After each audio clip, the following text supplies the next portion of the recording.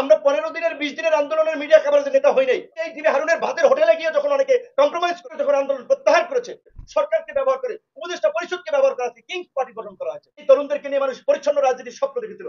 আছে সেই তরুণরা চাঁদাবাজি, ধান্দাবাজি, তদবির, লুটপাটে ব্যস্ত। তামাশের তো কোনো দরকার নাই। আমরা প্রায় 2 মাস সমস্ত কর্মকাণ্ড বাদ দিয়ে পরিবারকে বঞ্চিত করে এখানে মানে ওই যে অফিসের মতো আপনার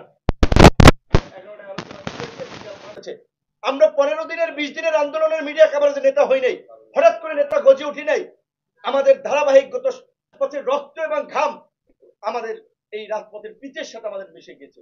প্রত্যেকটা মানুষ যারা আজকে আমরা এখানে বসে আছি তারা এই প্রেক্ষাপট তৈরিতে জীবন বাজি রেখে ধারাবাহিকভাবে লড়াই সংগ্রাম করেছে।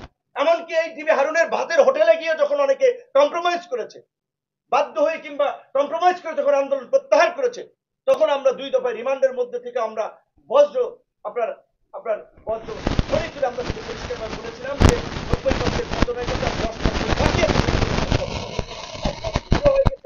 10-15 দিনের আন্দোলনে হিরো হয়ে গেছেন। অন্যদের সমস্ত অবদানকে ম্লান করে আজকে সরকারের ক্ষমতাকে ব্যবহার করে, সরকারকে ব্যবহার করে, উপদেষ্টা পরিষদকে ব্যবহার করা হয়েছে, কিংস পার্টি গঠন করা হয়েছে। আর সেই কিংস পার্টির কার্যকলাপ আপনারা দেখেছেন যে কিংস পার্টি আজকে তরুণ প্রজন্মকে বিপদগামী করছে, রাজনীতিকে কলুষিত করছে। যেই তরুণদেরকে নিয়ে মানুষ পরিচ্ছন্ন রাজনীতির স্বপ্ন দেখেছিল, নতুন বাংলাদেশ বিনির্মাণের স্বপ্ন দেখেছিল, আছে সেই তরুণরা চাঁদাবাজি, ধান্দাবাজি, তদবির, লুটপাটে ব্যস্ত।